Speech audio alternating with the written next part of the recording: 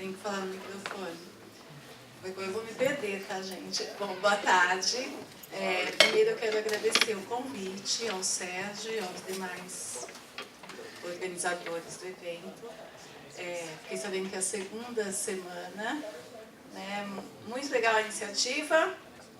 Como o Sérgio colocou, eu fiz matemática. Eu vou primeiro colocar um pouquinho, porque eu acho que é interessante, dado o público assim, matemática, a gente sempre, quando está fazendo um curso de matemática, graduação, acha que necessariamente vai ficar no Instituto de Matemática, o que no meu caso foi completamente diferente, né?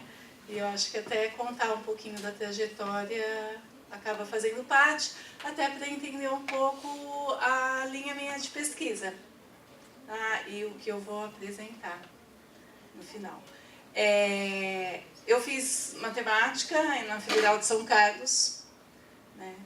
E terminei meu curso de matemática e fui para a USP fazer mestrado na matemática computacional. Isso foi em 94, né? Vou colocar os anos aí. E terminando o mestrado, já na iniciação científica, eu fiz iniciação científica, tinha um trabalho de final de curso, e eu trabalhei como professor que na época apresentava para mim os modelos, equações diferenciais, né? Primeiro equações diferenciais ordinárias, depois até avancei um pouquinho, fui para equações diferenciais parciais, e nós inicialmente olhando, e que aqui tem um grupo que trabalha com a questão de biomatemática. Então, nós olhávamos alguns modelos aplicados à biomatemática, né? Era essa aplicação que, na época, me encantou e até me fez continuar aí na matemática. Eu vou colocar assim, porque eu acho que, eu sempre falo, matemática é um curso difícil da gente, né? Chega um momento, assim como qualquer curso de graduação, né? Chega um momento, continua ou não, e matemática surge isso constantemente, né? Eu acho que tem as suas dificuldades, né? Até pelo campo de trabalho, né? Eu acho que hoje em dia já mudou bastante, né? Mas tinha uma questão de você sabia que você ia fazer matemática para ser apenas e bastante, viu? Porque é muito trabalho em ser docente, né? Ou numa universidade ou para ensino básico, fundamental, né? Escolas. Bem, fazendo essa trajetória, quando eu estava terminando minha graduação, fui para a USP para continuar trabalhando. Daí, na área de meu mestrado, era a ideia de trabalhar com modelos de otimização, né, com um professor que já se aposentou na matemática da USP. Então, era na matemática computacional. Foi aí que eu fui para a matemática computacional, tá? Inicialmente é bacharelado em matemática mesmo. E terminando no mestrado, eu resolvi mudar, né? Quer dizer, mudar um pouco, tá? Mas não ficar estritamente em modelos de otimização. Que era otimização não linear. Eu acabei indo conversar com uma professora e fui para... Ela me apresentou redes neurais, que eu nunca tinha ouvido falar sobre o assunto, mas ela mostrou o modelo e a aplicação de um modelo de redes neurais para a previsão de séries temporais. Também era uma novidade para mim na época. Fiz em modelos de previsão chuva-vazão, tá? Tem a sua importância, são geralmente modelos ideológicos e não modelos puramente de séries temporais que são aplicados, né? O que a gente chama de modelos físicos, tá? Tem uma explicação de uma modelagem física mesmo sobre esses processos. E fui, terminando meu mestrado, conheci um professor que tinha acabado de chegar na estatística do Instituto de Matemática da USP, Matemática e Estatística lá, que olhou e falou, nossa, mas previsão de séries temporais, e você já está assim, querendo ou não, fazendo previsão de vazões, é muito importante isso na área de planejamento energético. Eu tenho um grupo que eu conheço, eu trabalho junto com eles, e para a gente a previsão de vazões é extremamente importante para o funcionamento, para as usinas hidrelétricas, né? O Brasil, a energia é predominantemente vinda de energia hidráulica, né? De hidrelétricas. Então eu preciso desse insumo como entrada para os modelos de planejamento energético. Acabei vindo para a engenharia elétrica, trabalhar e fazer o doutorado em modelos de computação inteligente, vou colocar já assim, não só redes neurais, para previsão de vazões em diferentes usinas do sistema brasileiro de energia. Fiquei lá, trabalhei, eu falo com modelos computacionais, porque daí eu inicialmente cheguei trabalhando com redes neurais, e ao longo da abordagem eu percebi que tinha algumas coisas que eu precisava modelar de outra forma. Eu achava que existia uma certa incerteza, que eu vou tratar aqui depois com vocês. E, portanto, a ideia... Eu conheci um professor, Fernando Gomide, que é professor na engenharia elétrica. Fiz aula de lógica fuzzy, sistemas fuzzy com ele. E me encantei também pela disciplina e pensei, olha, juntar, já tinha vários modelos de redes neurais com lógica fuzzy e acabei fazendo minha tese com a abordagem de modelos de redes neurais, redes neurofuzzy, que a gente coloca, aplicado especificamente em séries de vazões. Nota que até esse momento não citei a economia, que surgiu no meu último semestre do curso de graduação. No meu último semestre do curso, a Unicamp tinha um programa que hoje é chamado de PED, né? Na época não era PED, exatamente, tinha outra sigla. E eu participei do programa, participei aqui também na matemática, tá? Fui auxiliar didático, não lembro como chamava. Mas era um PED aqui na matemática.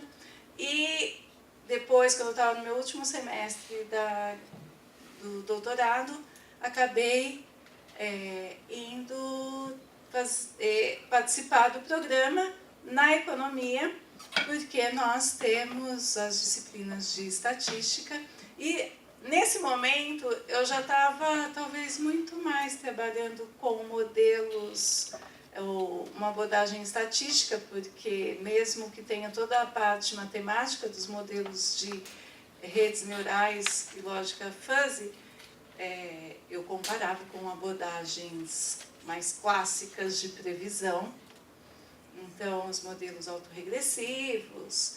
Então eu entrei por esse mundo e fui para a economia, ser PED, e acabei ficando mais 2 anos ainda na engenharia elétrica, fazendo um pós-doutorado com o Fernando Gomide em lógica fuzzy. Quando surgiu o concurso na economia, e eu fui parar na economia. Eu falo, mas por que economia? A economia tem muita série temporal, né?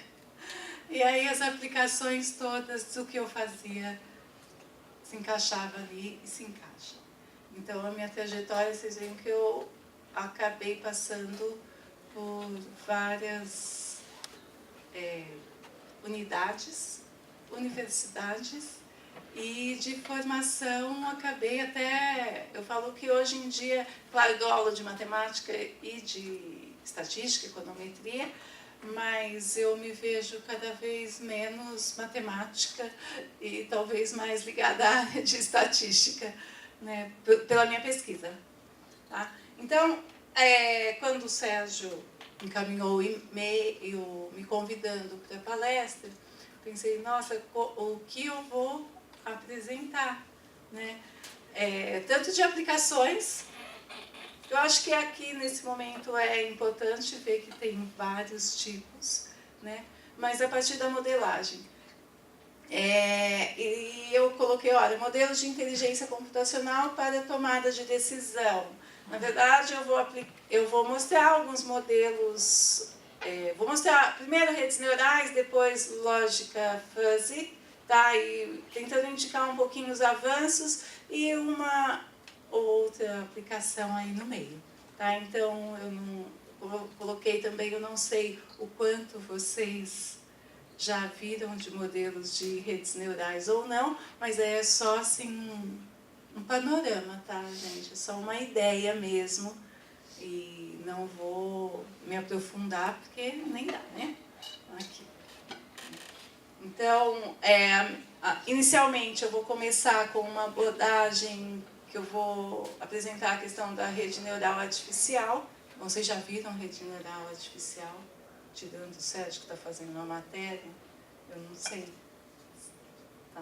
Mas aí, estrutura, métodos de aprendizado e aplicações. O que eu pensei aqui na hora que eu coloquei essa abordagem para apresentar?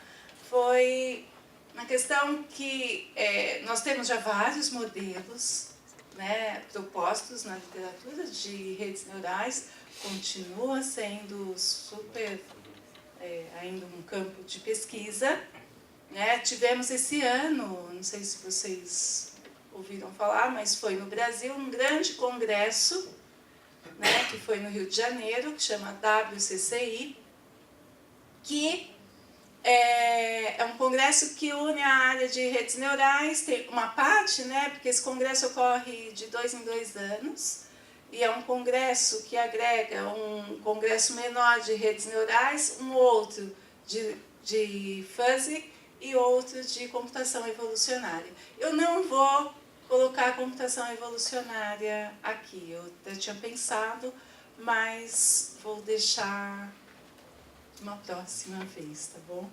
Então eu vou me concentrar em redes neurais, os avanços aí, só indicar, e depois entrar na questão de sistema de inferência fuzzy. A ideia, né, uma contextualização, os algoritmos de agrupamentos, sistema de inferência e aí também algumas aplicações. Durante a apresentação eu já vou colocando e indicando aí. Então, redes neurais, né? Bom, primeiro, então, como falei, eu não sabia aí o quanto vocês já tinham visto ou não sobre o tema, mas a ideia inicial de um modelo de rede neural artificial é que tanto computação evolucionária quanto redes neurais surgem do que a gente chama de modelos inspirados mais no funcionamento do cérebro, né? Vamos pensar assim, surgiram com a questão de uma modelagem não só de raciocínio, que seria a lógica fuzzy, né? Mas de como ocorre a organização, no caso de redes neurais, dos neurônios. Então, é uma formação, uma rede neural artificial, de neurônios que a gente coloca como artificiais, né? Portanto, o elemento aqui que nós temos básico, é claro que é o processamento, uma rede é processada a partir de uma representação matemática dos neurônios, né? Por isso que até um neurônio artificial. E o primeiro neurônio artificial que surgiu foi proposto em 1943.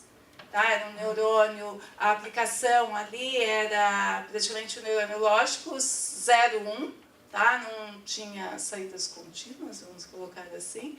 Uma aplicação era simples mesmo, a modelagem. Tá? E a partir daí surgiram outros mais, e os avanços, e aí que vem a pesquisa ainda no campo, né? Como você representa, e os avanços tanto na área neurológica, né? Por isso, a questão de redes neurais, e aí eu faço um gancho e faço a propaganda com um excelente professor, que aqui na Unicamp tem, que é o professor Fernando von Zuben, tá? Ele trabalha na área de computação inteligente e ele apresenta e faz uma discussão sobre as diversas abordagens e avanços na área de sistemas aí, neurais, vamos colocar assim. Tá? Então, a ideia do neurônio, voltando aqui, né, do primeiro neurônio artificial e de todos os que vêm aí, apresenta características similares ao neurônio biológico. Né? Então, uma figurinha de um neurônio biológico, nós temos a questão dos dendritos, que sempre recebem os sinais de entrada. Esses sinais de entrada são processados num corpo celular, né, que a resposta é propagada ou para outros neurônios ou para a saída direta, uma reação nossa a alguma entrada, a um pisão no pé, né, tirar o pé assim, né. Então, nós temos essa formação. E como representar isso matematicamente? Né? Essa aqui é a ideia. Né? Ou seja, todas essas funções, de alguma forma, tinham que estar presente, por mais simples que fosse, num neurônio artificial. Ou seja, eu precisaria das sinapses. Né? Então, eu preciso de um conjunto de sinapses que cada sinapse e a ideia de como que funciona, né, o nosso sistema nervoso é que alguns neurônios são ativados em regiões distintas do cérebro e, né, dependendo da reação, o que está vindo de entrada, e nem todos têm o mesmo peso, o mesmo nível de ativação. Tá certo? Esse nível de ativação, portanto, teria que ser caracterizado por uma função ou por uma ponderação, o que a gente em redes neurais chama peso. Então, esse peso, esse parâmetro que eu vou ter que estimar, né, é o que me dá um valor de ponderação desse neurônio, quanto que ele, não o quanto que ele está ativo, porque existe uma função de ativação, mas sim um peso que é usado como ponderação do fator de entrada. Né? Então, e o que a gente tem aqui como corpo celular, eu tenho aqui uma função que inicialmente representada por uma função somatória de sinais de entrada, ponderado por esses pesos. Então, uma representação simples, mas que ainda é usada, né, dessa forma. E aí um neurônio, se a gente pensar na parte matemática, né, ou numa representação mais formal e para nós aqui, eu teria as entradas, e aí eu já vou fazer uma analogia com redes neurais, né? O que eu poderia pensar aqui? Olha, as entradas seria ter uma série temporal e, portanto, eu tenho os atrasos, né, para fazer uma previsão ou para estimar um valor futuro ou próximo instante, tá certo? As entradas seriam exatamente os atrasos na própria série, tá certo? Essas entradas, então, tem o fator de ponderação, que em redes neurais, na literatura, até a gente rouba os termos de biologia ou da medicina, que são as sinapses, né? Ou seja, os pesos de cada uma das conexões. Isso é ponderado por uma função, então, soma, que eu tenho o resultado dela ali representada por Z, que aí é uma entrada de uma função que me diz o quanto que este neurônio está ativo ou não. E, portanto, aqui eu não estou com uma conexão, isso daqui termina aqui, né? Era a entrada e a saída, ou seja, a reação já me dando aqui o Y, que seria, no caso, uma previsão. É claro que um único neurônio, se eu pensar em previsão, é muito simples, né? Eu tenho que ter ou uma representação muito básica para me dar uma previsão, que é uma coisa mais complexa do que simplesmente um fator de ponderação. Mas, pegando um pouquinho com a questão estatística, vamos fazer assim, se eu pensar um modelo estatístico e pensar, eu vou colocar f como uma função linear, né? Eu tenho o y como igual a uma ponderação de cada uma dos atrasos, x1 até xn, pelos parâmetros que a gente tem. Ou seja, vamos pensar que é um modelo autorregressivo, se eu estiver falando coisas aí que daí foge, gente, qualquer coisa vocês perguntam, tá? Eu tenho os atrasos, então eu poderia pensar assim, um neurônio aqui é como sim, uma simplicidade para um modelo autorregressivo. Consigo pensar no modelo autorregressivo sendo esse fator aqui, tá? E os W's ali, eu tenho que usar um método de estimação. Máxima verossimilhança, mínimos quadrados, alguma coisa que determine para mim os W's, certo? Ou seja, aquela notação eu poderia resumir de uma forma matemática mais simples, sem aquela figura toda, como a saída representada por uma função da soma dos W's multiplicados pelos x. Aqui. Aí as questões que acabam envolvendo, porque como eu disse, um único neurônio não vai resolver, né? Então, eu tenho uma estrutura, a parte da estrutura de rede neural é qual o modelo de neurônio artificial. Como eu coloquei, aqui a gente vai olhar como esse neurônio que eu mostrei mesmo. Mas já tem uma forma o quê? Eu poderia pensar diferentes funções de ativação, né? Ou para representar o nível de ativação de um determinado neurônio. Tá certo?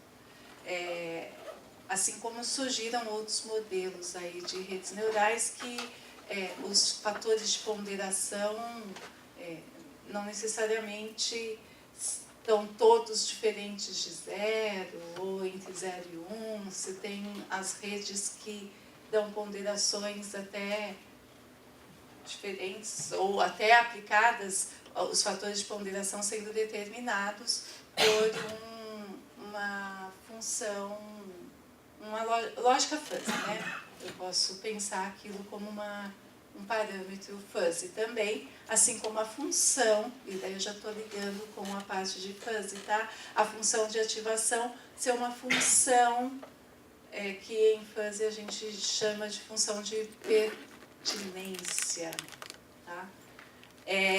Quantas camadas existem na rede? Ou seja, eu vou ter os neurônios, né? E daí não um único, mas eles vão estar distribuídos em camadas.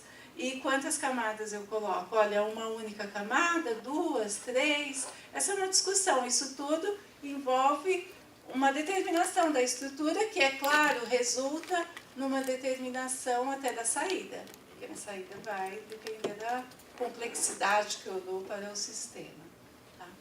O padrão de conectividade entre as unidades da rede. O que eu quero dizer com isso? Eu posso ter padrões do valor de entrada para a saída, né, direto, ou um neurônio, ele transmitiu a informação de um para outro, mas daí existe uma retroalimentação, ele pode, essa saída, voltar para o próprio neurônio, ou seja, como que se dá isso, né? Então, a estrutura escolhida acaba sendo caracterizada pela existência de diversos parâmetros.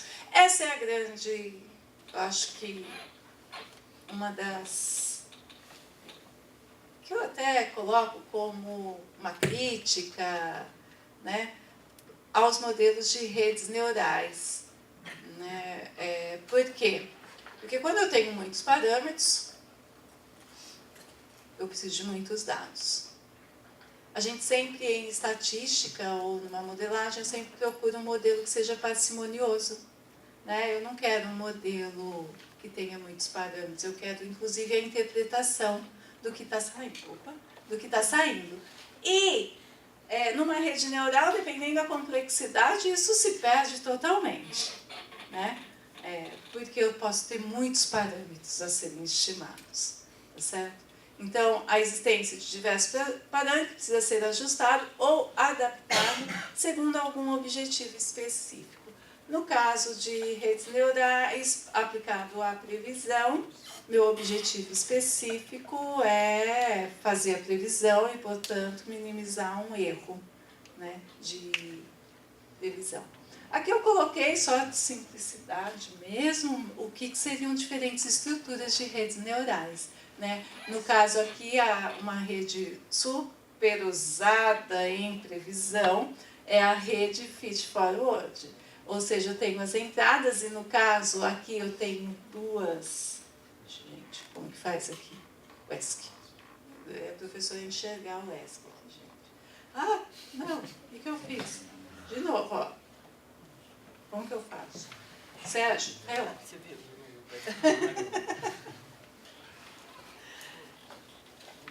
Tô.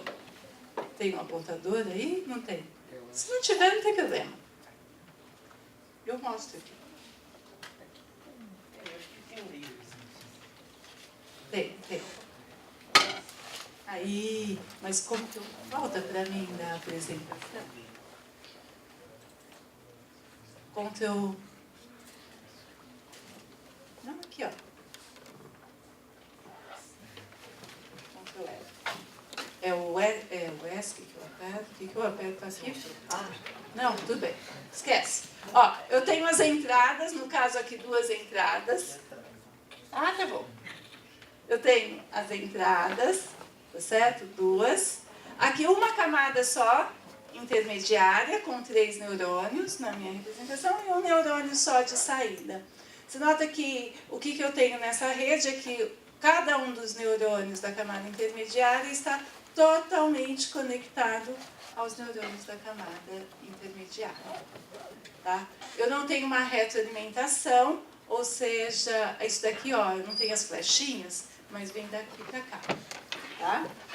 Então está sempre um transmitindo a saída para o próximo, que também é processado e transmitido para a camada seguinte.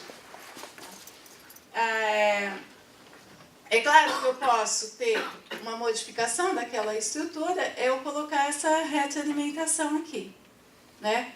Ou seja, eu tenho da saída também voltando para um neurônio na camada de entrada. E aí, novamente, processado. Eu poderia ter um neurônio de retroalimentação aqui, tá?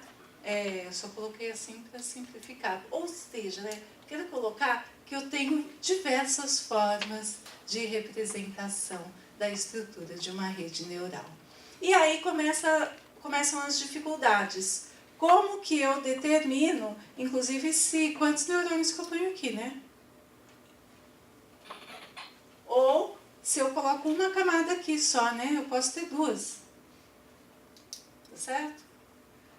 Se eu considero a retroalimentação ou não, a estrutura muda. Né? E isso tudo, até um tempo atrás aí, você não tinha alguns algoritmos que poderiam ajudar na escolha da determinação. Era um pouco heurístico mesmo. Você começava com uma estrutura, verificava o desempenho dela para previsão, voltava, mudava a estrutura, até você chegar, segundo alguns critérios, qual a melhor estrutura de rede neural. Isso ainda é muito usado, mas você já tem alguns algoritmos que ajudam na determinação automática de uma estrutura de rede neural, que facilitou muito, tá? Não vou entrar nos detalhes aqui disso, mas bem também assim. Assim como eu posso ter uma rede neural, que você nota que os neurônios que eu coloquei aqui, olha, eles não têm conexão entre eles, tá? Então você tem a entrada que cada um dos neurônios recebe esse sinal de entrada e todos recebem simultaneamente esse valor de entrada.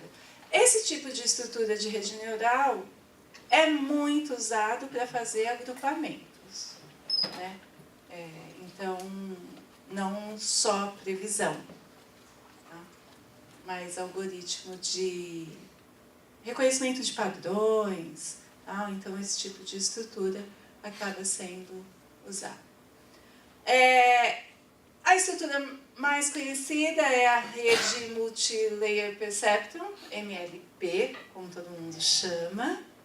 Tá? Essa rede é uma rede que tem várias camadas e muito aplicada para previsão. Então, a quantidade de artigos que tem, e mesmo que surjam outros modelos de redes neurais, é aquela coisa assim, eu preciso comparar com, eu estou propondo um modelo, eu preciso comparar com alguns outros, a MLP aparece na comparação, né? Então, é uma estrutura que ainda tem um desempenho que eu coloquei aqui só com uma única camada intermediária, mas aqui até eu coloquei várias saídas. Não necessariamente eu preciso ter uma só, né? Eu posso ter várias. E vocês notam que cada flechinha dessa aqui tem um peso. Portanto, numa rede neural eu tenho os pesos são os parâmetros que eu tenho que estimar. Eu tenho muito parâmetro para estimar, tá certo? Dada essa estrutura. Bom, então eu coloco que coisas aí, tá, de pesquisa, coisa que ainda nos congressos se discute, apresenta-se. É claro, muito voltado à questão da aplicação, né, muitos resultados em diferentes áreas, mas ainda muita pesquisa que discute a questão de determinação da estrutura da rede. Então, variações quanto ao número de camadas e neurônios, tipo de conexão e função de ativação. Isso ainda acaba sendo um largo campo aí de pesquisa, né? O que a gente sempre, daí o que a gente chama o método de estimação em redes neurais, eu falo que sempre tem uns termos diferentes. A gente chama de algoritmo de aprendizado, porque vem mesmo da inspiração humana, né? Então, você vai aprender alguma coisa, a rede neural vai ser usada para aprender a me dar uma saída de previsão, no caso. Tá? A partir do quê? A partir de padrões, a partir do que eu conheço já do sistema, né? A partir de informações passadas. Então, o objetivo sempre do algoritmo de otimização é determinar um conjunto de parâmetros que otimize uma função matemática que representa o objetivo a ser alcançado. Então, outra coisa é colocar qual o algoritmo de otimização que eu vou empregar para determinar os pesos. E aí tem várias propostas também, tá? E modificações em algoritmos já, alguns clássicos, mas aplicados ao problema de redes neurais. Então, para quem aí está em matemática, é um campo ótimo de pesquisa e gosta da área de otimização. Um campo vasto aqui, gente. Uma vez conhecido, então, a função, o objetivo, conhecida a estrutura do modelo, eu vou escolher o algoritmo responsável para determinar esses parâmetros. No caso da MLP, né, eu vou ajustar os pesos com uma função que a gente chama o tipo de treinamento, isso também é uma outra terminologia, aqui algoritmo de aprendizado, algoritmo de treinamento, a gente usa o supervisionado, tá? Então, necessariamente, eu tenho sempre, na hora que estou estimando ainda os parâmetros de uma rede neural, eu apresento o padrão de entrada e o valor de saída. Por quê? Porque é calculado um erro. A gente diz supervisionado ter alguém que fale olha, você errou, refaça o exercício. A ideia de um professor mesmo, falando, faça 1000 vezes o exercício até você aprender. E é esse o ritmo mesmo. São as iterações que é feita pela rede neural. Tá? A ideia de você apresentar necessariamente todas as entradas, obter a saída, comparar com o valor real, obter o erro e a partir desse erro, olha, apresente novamente o padrão de entrada, ajuste os pesos em função do erro que você teve. Então, conhecendo o erro, você vai tentar não reproduzir esse erro novamente. Tá certo? A ideia é essa. No caso do não supervisionado, você só tem as entradas, ou seja, um algoritmo que é usado para clusterização. Né? Estou colocando uma etapa. Né? Eu vou agrupar os dados de entrada apenas, né? Eu vou por uma medida de similaridade. Nota que aqui no supervisionado eu uso uma medida de similaridade. Aqui eu uso um erro de estimação. Né? E no caso, né, o erro básico mesmo, a saída desejada com a saída do modelo. Então, a MLP necessariamente é ajustada via algoritmo supervisionado, sempre, e o objetivo acaba sendo minimizar. Eu coloquei essa função erro aqui, considerando que a rede neural só tem uma saída, tá? Especificamente, porque senão vai aparecer mais uma somatória aqui, porque daí você minimiza para todos a saída de todas as saídas. Então, você tem um padrão, um número de padrões, que a gente chama entrada e saída, e eu vou minimizar a soma do erro quadrático.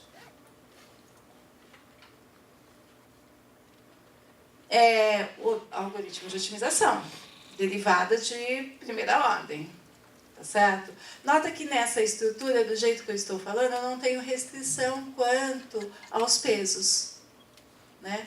Porque eu posso ter um algoritmo de otimização com restrição nos pesos, tá certo? Aqui não, e daí muda, né? O algoritmo, tá? Então, esse daqui eu não tenho restrição aos pesos, mas eu tenho que calcular essa derivada. Neta aqui a gente chama de taxa de aprendizado, nada mais é que o tamanho do passo, né? Num algoritmo de otimização, o tamanho do passo. Então, geralmente o valor é atribuído entre 0 e 1, mas também, né, tem vários algoritmos para determinar tamanho de passo. E pode ser implementado para colocar aqui, para que não seja o usuário nós definirmos qual o valor da taxa de aprendizado. Tá certo? Aí, dada a estrutura que eu coloquei, eu tenho que, caso os pesos sejam os pesos da camada de saída, a função, a variação do peso depende, então, da taxa de aprendizado, do erro, da derivada da função de ativação e da saída y para aquele neurônio, né? O neurônio J aqui. Caso ele esteja na camada intermediária, eu tenho que, por isso que o algoritmo de aprendizado, no caso da MLP, a gente chama de retropropagação, porque retropropagação do erro, porque eu tenho erro só na camada de saída, eu não sei o erro num neurônio da camada intermediária. Portanto, eu preciso usar o erro da camada de saída para também ajustar os pesos, os parâmetros dos neurônios da camada intermediária. Então, eu retropropago o erro. Tá? Então, isso daqui, fórmulas clássicas. Sugiro um excelente livro de redes neurais, pelo menos eu acho que ainda é o livro do Hayek, que é um bom livro. Eu coloquei, não é nada com só o gráfico, tá? mas usando uma rede neural, não quis entrar tanto em detalhes assim, mas a questão da previsão de vazões, dá aqui uma previsão, o que a gente chama de um passo à frente, para a usina hidrelétrica de Furnas, e o período que eu estou mostrando aqui do gráfico, né, de 2000, janeiro de 2000 a dezembro de 2005.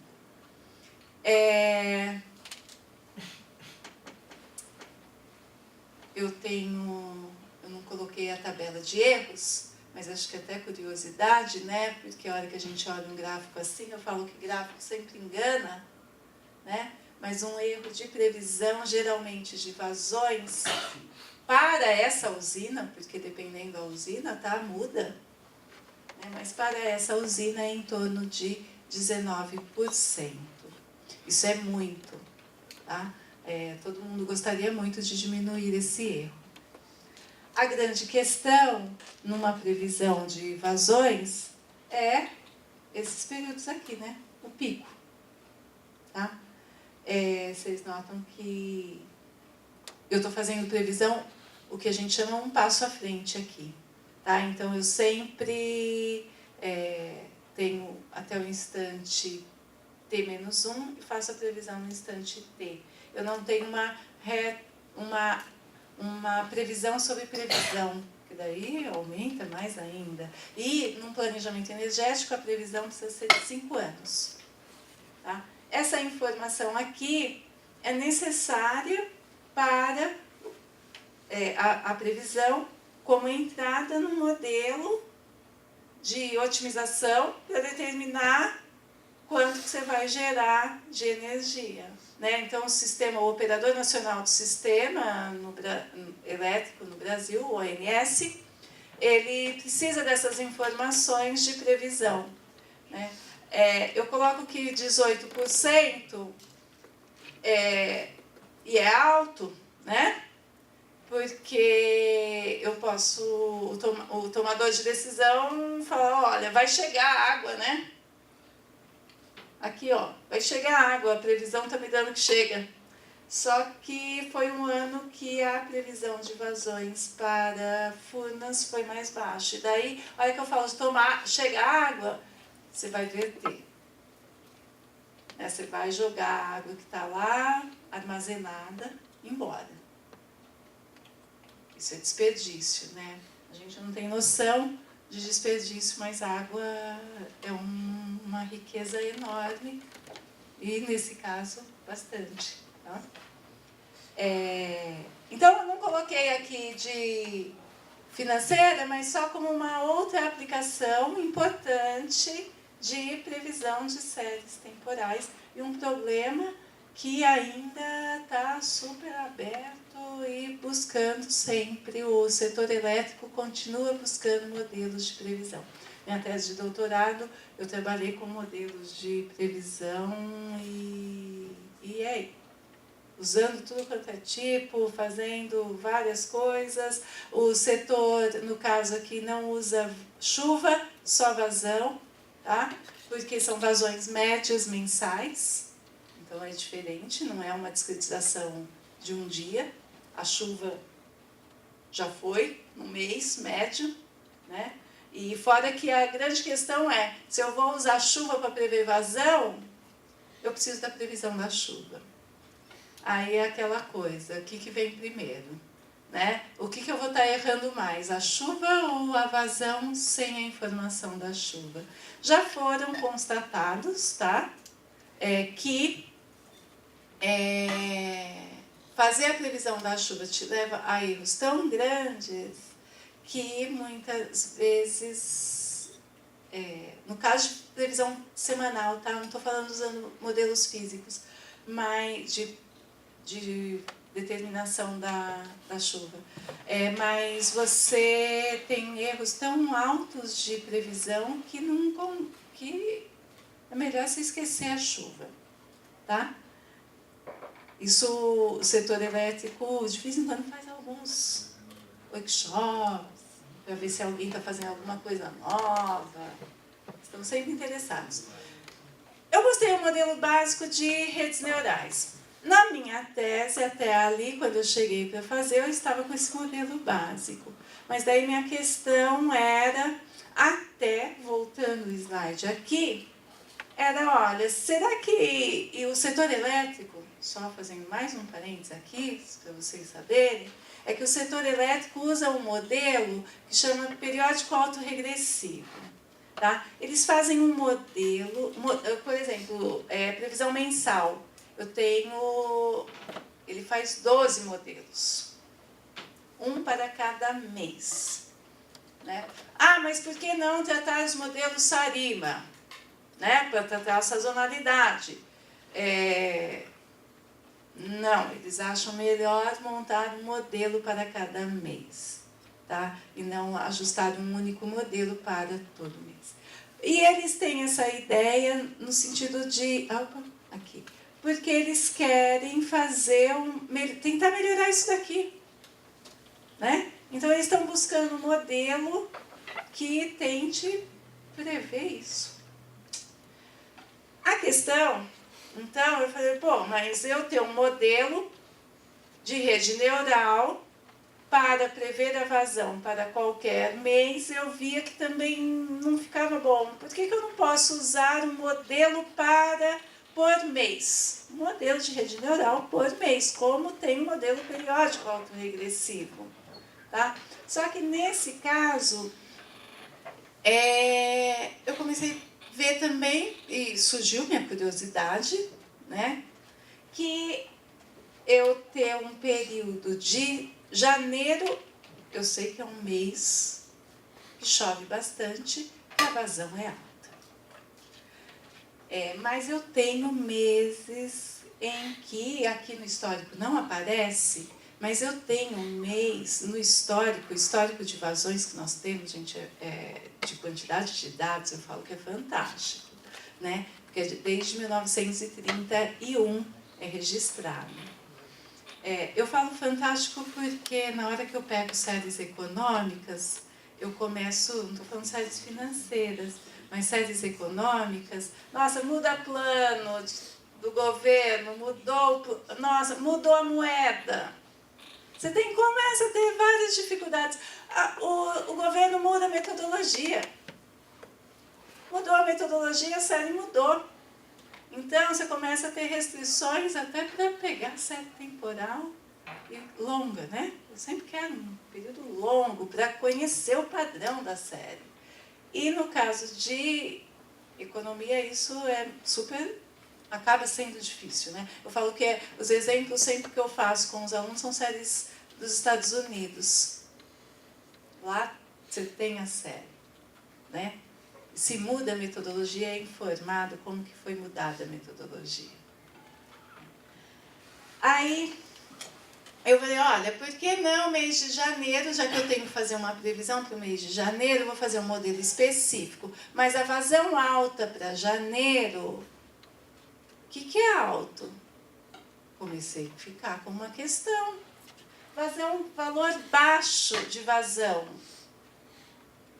Eu tenho períodos tenho anos que choveu muito em agosto. Tem mês de agosto, é mês de seca. Só que tem anos que choveu tanto que o valor baixo de vazão para agosto, naquele determinado ano, ou em alguns períodos, já não é tão baixo assim. Então começou a me surgir uma questão, olha, por que eu não consigo fazer uma classificação? Ou por que eu não misturo com fuzzy? Né? Porque o fuzzy começa a tratar essa questão, ó, o conjunto de vazões alto, o conjunto de vazões baixo, o conjunto de valores de vazão média. E aí eu consigo não ter um modelo para cada mês, mas um modelo que classifique a vazão de acordo com algumas similaridades entre os valores de vazão. Eu falo de vazão, mas isso pode ser usado para outras coisas também, tá?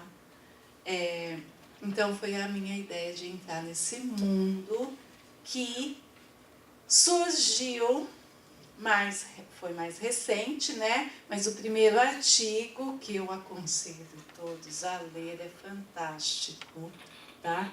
é o artigo do Latif Zadeh, publicado em 1965, Fuzzy Sets. Eu falo que é fantástico porque o Latif, eu conheço 2 pessoas que escrevem de forma fantástica nessa área. Aconselho vocês, se for curiosidade, pesquisa, é o Zadeh, que escrevia, né, ele morreu em setembro de 2017, de forma simples, com exemplos simples que você pega o artigo e você entende. E outra pessoa que escreve tão simples quanto ele, ainda está ativo, trabalhando muito, é o professor Ronald Jäger, tá? E que daí ele também publica e escreve sempre de forma muito didática, vamos dizer, né?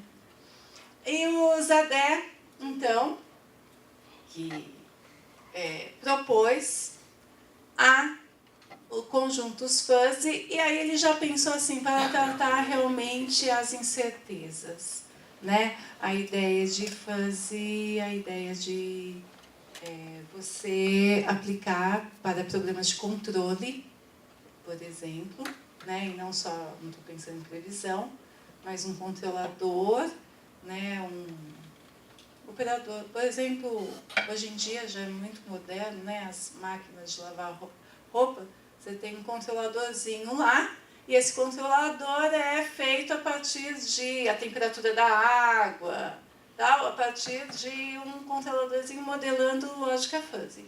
Tá? No Japão isso é usado em muita coisa, né? E aí, aqui no Brasil ainda as pessoas talvez tenham uma certa resistência, mas a tecnologia chega aí também, né?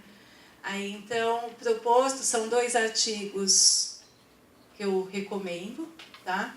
Sobre a abordagem de lógica fuzzy. E, então, a lógica, fazer um paralelo um pouquinho com a lógica clássica. A lógica clássica trabalha com 0, 1, tá certo? Na lógica, ou a temperatura aqui agora, quando eu cheguei, estava baixa. Eu não sei qual estava, mas eu só colocaria assim, está frio. Tá certo? Aí, na lógica fuzzy, a gente já poderia fazer uma classificação, que para mim estava frio, mas para outra pessoa não. A temperatura estava em torno de 18 graus. Esse em torno já me dá uma noção um pouquinho mais de incerteza.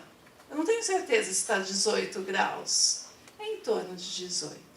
Né? Então, ela trata a questão multivalorada, capaz de capturar informações vagas, a questão fuzzy, nebuloso, né? Imprecisão, incerteza, baseada na intuição humana e não na teoria da probabilidade. Eu falo isso porque muita gente olha aí a parte de lógica fuzzy quando vê a primeira vez falar, mas isso é probabilidade. Não, não é probabilidade, é lógica fuzzy.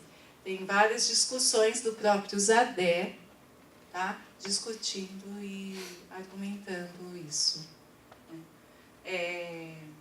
A representação depende não apenas do conceito, mas também do contexto. Como eu falei, eu cheguei aqui na sala e eu achei que estava em torno de 18 graus. Depende do contexto, a sala estava mais vazia. Então, né, tem vários fatores que podem nos levar a uma determinação de alguma coisa. Ih, gente, ficou super clarinho aqui, mas tem uma borda mais ampla, tá? Na lógica, nos conjuntos CRISP, né, o valor de A o valor de A pertence ao conjunto A, mas o C não pertence. Então, na lógica clássica, vou colocar assim, o A pertence ao conjunto com grau 1. Os outros, C e B, é 0. Na lógica fuzzy, o que eu estou falando para vocês ficou muito claro aqui, agora que eu estou vendo, mas eu tenho, o conjunto ele não tem essa fronteira tão fechada aqui. Ele tem uma amplitude aqui maior. Então, o conjunto, você nota que o C, ele pertence a esse conjunto aqui, que eu estou representando por essa função, com um certo grau de pertencimento, um grau de 0,4. Ele está bem aqui, ó. O A está totalmente contido, o grau é 1. Mas o outro, ele pertence a A, mas não totalmente. Ele poderia até pertencer a um outro conjunto aqui. Eu sei que ele não pertence a B, o B não pertence a A. Tá certo? Eu consigo, portanto, ter graus diferentes de pertencimento de um conjunto fuzzy. Bem, pegando uma coisa de economia, só para ilustrar, né? Mas esse é um artigo, eu até coloquei a referência, tá? Saiu no Journal of Economic Methodology, sobre a questão da discussão de fuzzy. Gente, fuzzy e economia tem tudo a ver, tá? Muito. Tem vários artigos discutindo fuzzy área de ciências sociais, muito, porque a gente sempre trabalha com questões mais difíceis de representar, né? É um contexto mais de incerteza. No caso aqui, neste exemplo, quando a taxa de juros é 3%, a taxa de juros é alta, na opinião de 10% dos especuladores, dando um grau de pertinência de 0,1. 3% está aqui, 0,1 o grau de pertencimento. É claro que uma taxa de juros de 9,5% pertence a esse conjunto que eu estou representando como taxa de juros alta, com um grau de pertencimento 1. Você imagina a Argentina, que eu acabei de ver hoje, que a taxa de juros foi a 40%. Muito alta. Então, eu consigo classificar dessa forma. Tá certo? E usar essa informação daí para uma tomada de decisão, né? Ou no caso dos especuladores, né? Eles acham que há em torno de 3%, alguns acham que é alta, outros nem tanto, né? No caso de classificação de créditos, né, eu posso também construir funções de pertinência. Então, eu classifico como alto, baixo ou médio, representado por essas funções. Questões que eu coloco aí, tudo, né, coloquei esses exemplos, mas a questão é como montar essas funções e qual a forma dessas funções, tá certo? E até, né, você pegar aqui o limite, por exemplo, nesse conjunto azul que representa o credit score como médio, ele tem um limiar aqui, ó, que vai de 0,5 a 4, mas eu tenho um valor aqui que é de, não sei aqui, gente, 1,5 a 2, que é 1. Tá certo? Como que eu defino isso, esses limiares? Porque a hora que eu defino esse limiar, eu também estou definindo na minha tomada de decisão. Porque o valor ou vai pertencer ou não vai pertencer com um determinado grau de pertencimento. Né? Aí que eu juntei com redes neurais, tá? Foi para determinar, inclusive, uma forma dessas funções e os limiares que eu tinha aqui. Para mim, isso daqui já era como se fosse um peso, tá bom? A partir dos padrões de entrada. Então, esses limiares, eles são adaptativos. E a partir da informação que está chegando, eu posso mexer nisso daqui a partir de um processo de aprendizado, tá? Então, as dificuldades é número de termos de cada variável. Número de termos de cada variável é como que eu classifico, alto, média, baixa. Muito alta, muito baixa, certo? Parâmetros que definem as funções, essas que eu falei para vocês, o que a gente coloca como valor médio e valor de dispersão, né, das funções. Eu posso, então, aplicar algoritmos de otimização Redes neurais, que foi o que eu falei que eu fiz, e tem vários trabalhos, tá? Que fizeram, e até algoritmos genéticos. Então, você junta daí o fuzzy com todas as outras abordagens. O sistema fuzzy não é simplesmente uma função, mas sim uma combinação de regras. Aí eu tenho o quê? Eu tenho uma entrada. Opa, desculpa aí. Aqui.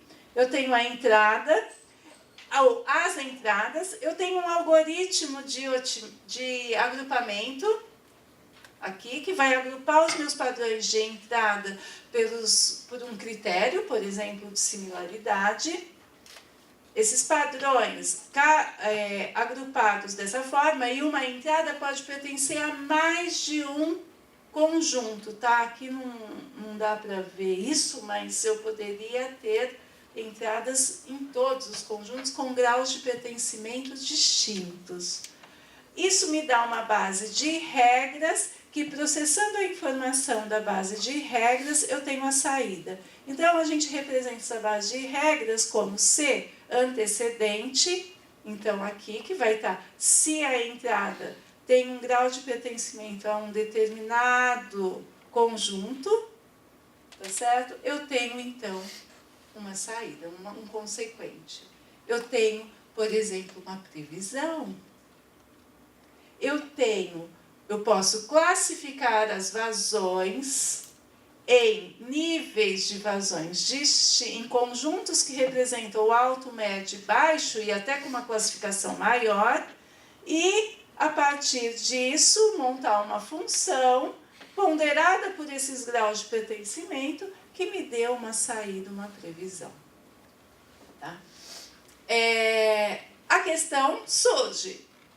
Adicionar objetos em clusters de forma que dentro de um cluster eles são similares e objetos de clusters diferentes são distintos. Eu tenho que pensar nisso no meu algoritmo.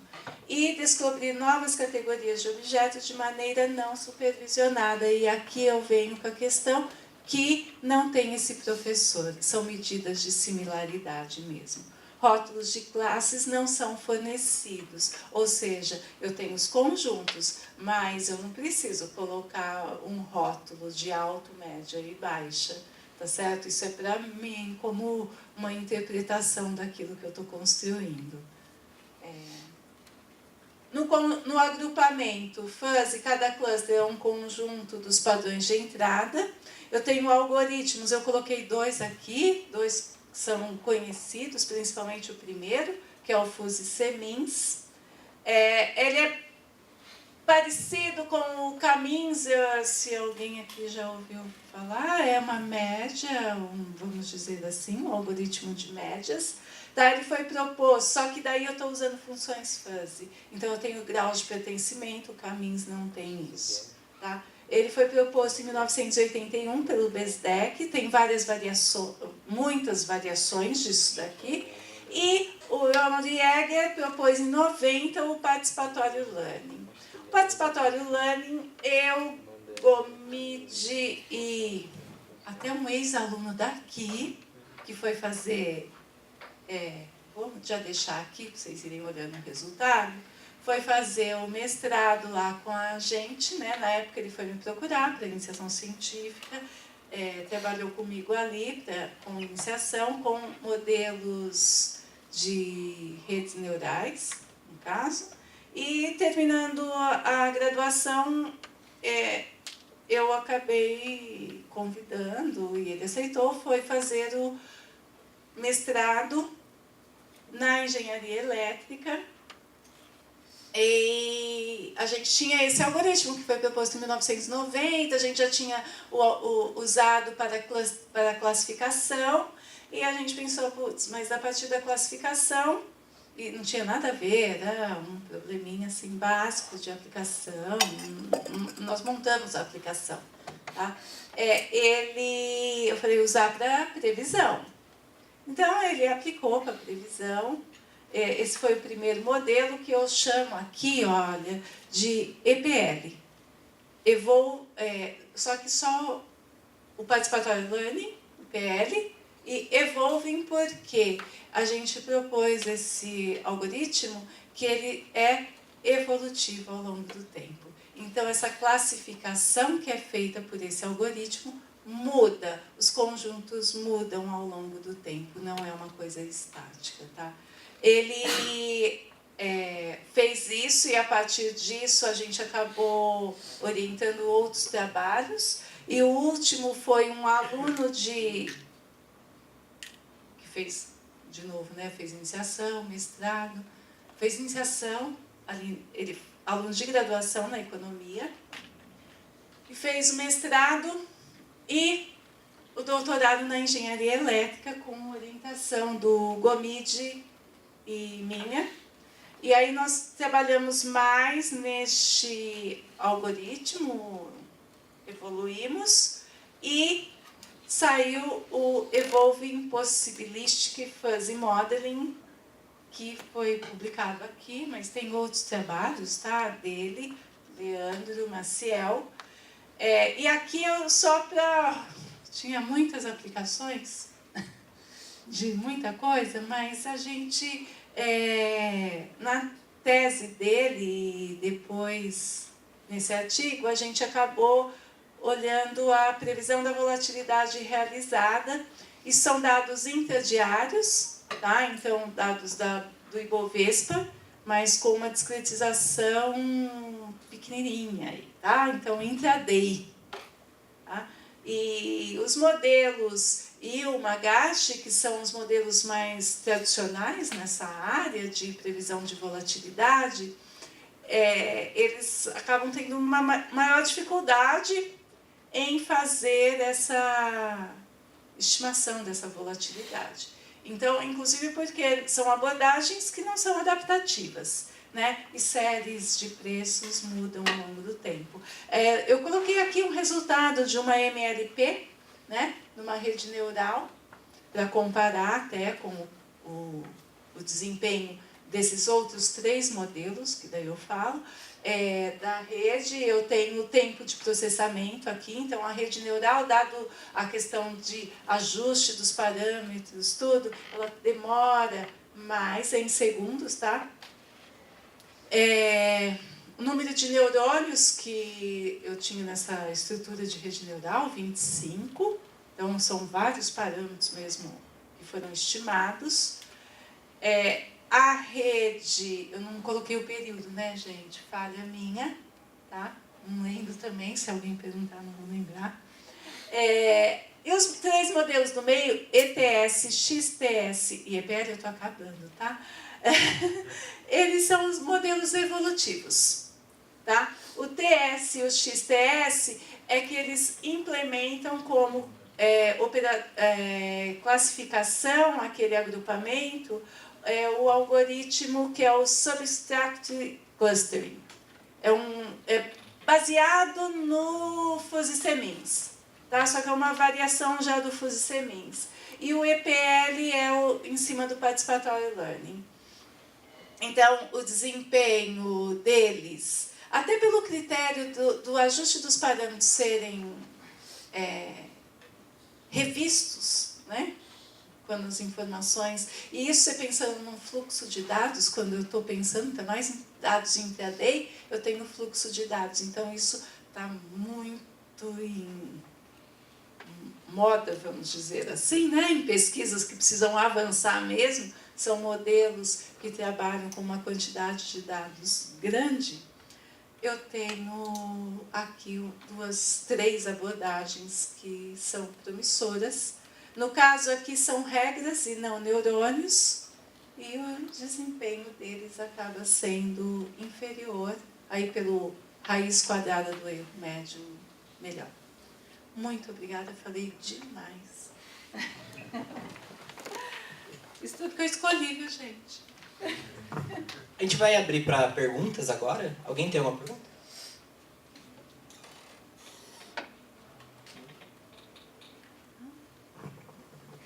Muito obrigado pela participação, professora.